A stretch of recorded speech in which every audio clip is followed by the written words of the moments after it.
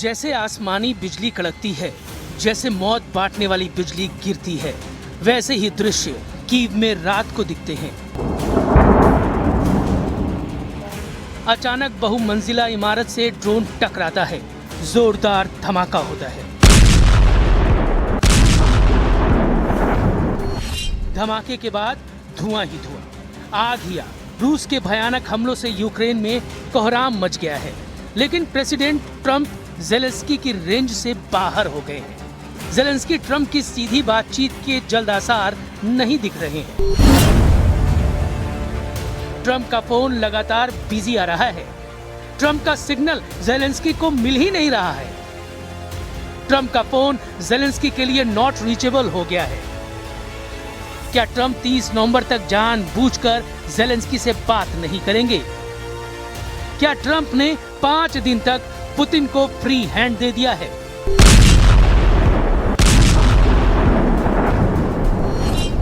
रूस का हमला तेज हो गया है।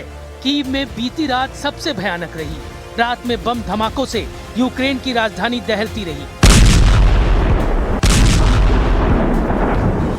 धमाके इतने जोरदार थे कि बारूदी विस्फोट के बाद आग से पूरा शहर रह रहकर जगमगा रहा था। पुतिन ने पूरा जोर लगा दिया है। पुतिन ने सारी फोर्स लगा दी है।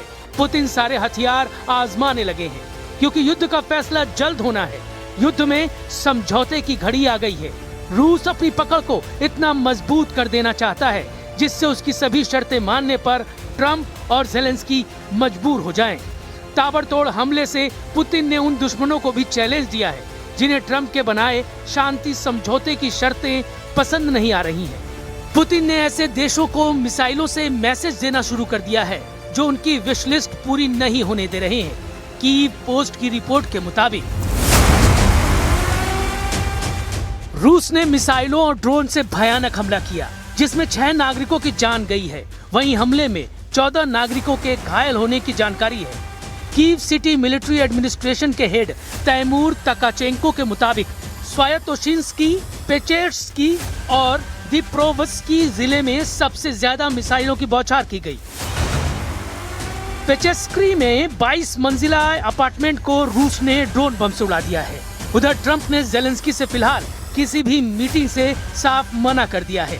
प्रेसिडेंट ट्रंप के एक हफ्ते तक बहुत ज्यादा बिजी होने की जानकारी व्हाइट हाउस से दी गई है। So there are no plans at this moment in time. As you know, things can change very quickly around here. असल बात ट्रंप का बिजी होना नहीं है, उनकी नाराजगी है। ट्रंप ने ज़ेलेंस्की को एहसान फरामोश तक कह रखा है। ट्रंप को उम्मीद थी कि उनके पीस प्लान पर यूक्रेन खुशी से झूम उठेगा। ट्रंप चाहते थे उनकी समझौता शर्तें ज़ेलेंस्की फौरन मानकर पुतिन के आगे सरेंडर कर दे, मगर ऐसा कुछ नहीं हुआ। ज़ेलेंस्की ने भारी मन से ट्रंप के समझौते पर अपने दिल की बात कही। उन्होंने दुनिया से इमोशनल अपील कर यूक्रेन के हितों की रक्षा का हवाला दिया। तब से ट्रंप का दिमाग गर्म हो रखा है, इसलिए छुट्टी के बहाने वो ज़ेलेंस्की से दूरी बना रहे हैं। 25 नवंबर की शाम को डोनाल्ड ट्रंप वॉशिंगटन डीसी से फ्लोरिडा चले गए हैं। 30 नवंबर तक ट्रंप के फ्लोरिडा से लौटने का कोई प्लान नहीं है, यानी 5 दिन तक ट्रंप छुट्टी मनाएंगे। इस बीच यूक्रेन का क्या होगा बताना मुश्किल नहीं। व्हाइट हाउस प्रेस सचिव ने ये जानकारी भी दी है कि शांति समझौते के कई पॉइंट पर भारी असहमति जताई जा रही है, जिससे जल्द युद्ध खत्म होने की कोशिशों को झटका लगा है। उधर ट्रंप का पीस प्लान के जवाब में यूरोपीय देश एक्शन में आ गए हैं। यूरोपीय नेताओं ने अपनी तरफ से शांति मसौदा बनाया है, जिसमें 28 शर्तें हैं। यूरोपीय यूनियन ने अंगोला में सोमवार को आपातकालीन बैठक की, जिसमें ट्रंप के पीस प्लान को यूक्रेन पर दबाव डालने वाला माना गया है। यूरोप के देश चाहते हैं मौजूदा युद्ध रेखा ही किसी भी समझौते का आधार बने, लेकिन यूरोपीय शांति मसौदे को क्रेमलिन ने पहली नजर में खारिज कर दिया है। Что касается тех планов, которые гуляют, просто мы сегодня с утра уже узнали о европейском плане, который так сказать, если просто с первого взгляда он совершенно неконструктивный, нам не подходит. Но господин Рубио, он объявил, что женевские переговоры с украинцами вполне удовлетворили американскую сторону. रूस को यूरोपीय देशों का रुख पता है, इसलिए पुतिन ने यूरोपीय देशों को साइड कर रखा है। ट्रंप की टीम से पुतिन के प्रतिनिधि सीधी बात कर रहे हैं। यूएस आर्मी सेक्रेटरी डैन डिस्क्रॉल ने अबू धाबी में रूस के अधिकारियों के साथ सीक्रेट मीटिंग की है। रॉयटर्स के मुताबिक ये बैठक ट्रंप एडमिनिस्ट्रेशन की रूस और यूक्रेन के बीच शांति समझौता कराने की नई कोशिश है। रूस के अधिकारियों से मुलाकात के बाद अबू धाबी में डिस्क्रॉल यूक्रेन के अधिकारियों से भी बात करेंगे। हालांकि ट्रंप के बनाए रोड मैप पर शांति समझौता फ्रांस को नागवार गुजर रहा है। प्रेसिडेंट इमैनुअल मैक्रो ने दो टूक लहजे में कहा कि वो यूक्रेन को सरेंडर नहीं करने देंगे। Voulons la paix. Mais nous ne voulons pas une paix qui soit en effet une capitulation, c'est-à-dire qui mette l'Ukraine dans une situation impossible, qui donne toute liberté à la Russie au fond de continuer, d'aller plus loin, y compris vers d'autres Européens, et mettre notre sécurité à tous en danger. Europe के देश Trump के piece plan पर हुए खुलासे के बाद से भड़के हुए हैं। जब से यूक्रेन के दोस्त देशों को पता लगा है कि ट्रंप के बनाए समझौते की स्क्रिप्ट किरिल दिमित्रीव ने लिखी है, तब से हड़कंप मचा हुआ है। किरिल दिमित्रीव को पुतिन का सबसे भरोसेमंद बिजनेसमैन लीडर कहा जाता है, जिन पर अमेरिका ने बैन लगा रखा था। लेकिन अब खुलासा हुआ है कि इन्हीं किरिल दिमित्रीव ने मियामी के एक आलीशान होटल में बैठकर ट्रंप का पीस प्लान बनाया।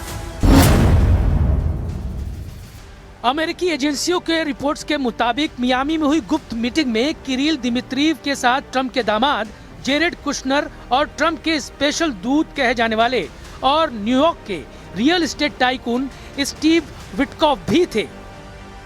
रिपोर्ट्स में दावा किया जा रहा है कि अमेरिका में ब्लैकलिस्टेड किरिल दिमित्रीव की लिखी शर्तों पर ट्रंप ने समझौता मसौदा बना रखा है।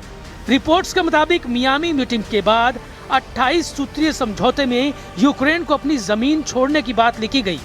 मियामी मीटिंग में यूक्रेन की सैन्य क्षमता सीमित करने का प्रस्ताव जोड़ा गया। पुतिन ने अपने वफादार किरिल को जो मिशन सौंपा उसे उन्होंने बखूबी निभाया, मगर अब ये बात उजागर होने से पर्दे के पीछे अमेरिका और रूस की सीक्रेट डील का शक जताया जा रहा है। उधर लेटेस्ट अपडेट ये है कि ज़ेलेंस्की की अपील पर शांति समझौते में कई अपडेट किए गए हैं। रिपोर्ट्स के मुताबिक 28 पॉइंट्स को कम करके सिर्फ 19 शर्तें ही अब समझौते में रखी जा रही हैं। अमेरिका और यूक्रेन ने स्विट्जरलैंड में बैठक के बाद ये बदलाव किए हैं। पश्चिमी देशों की मीडिया रिपोर्ट्स के मुताबिक अमेरिका नए प्लान में यूक्रेन के 6 लाख सैनिकों की कैप को बढ़ाने या ये शर्त हटाने पर राजी है। इसके अलावा यूक्रेन को Tomahawk long range missile supply की जाए या नहीं सप्लाई की जाए, इस पर विचार करने की बात कही गई है। ऐसे कई बदलावों के बाद ज़ेलेंस्की खुश नजर आ रहे हैं, लेकिन क्रेमलिन को नए मसौदे का इंतजार है, जिसके बाद ही बात फाइनल होगी। रूस के विदेश मंत्री सर्गेई लावरोव ने एक बार फिर से दोहराया है कि यूरोपीय देशों की जगह पश्चिमी देशों का लीडर अमेरिका को माना जा रहा है। मतलब शांति समझौता पुतिन की मर्जी और ट्रंप की रजामंदी से ही होना है। Безусловно, ценим позицию Соединенных Штатов, которые единственные из, так сказать, лидеров западного мира, в отличие от Лондона, Брюсселя, Парижа, Берлина, проявляет инициативу в том, чтобы найти пути к урегулированию. Мы это ценим. मगर 5 दिन के सस्पेंस का क्या? ट्रंप ने अगर 5 दिन तक कुछ नहीं किया तो यूक्रेन को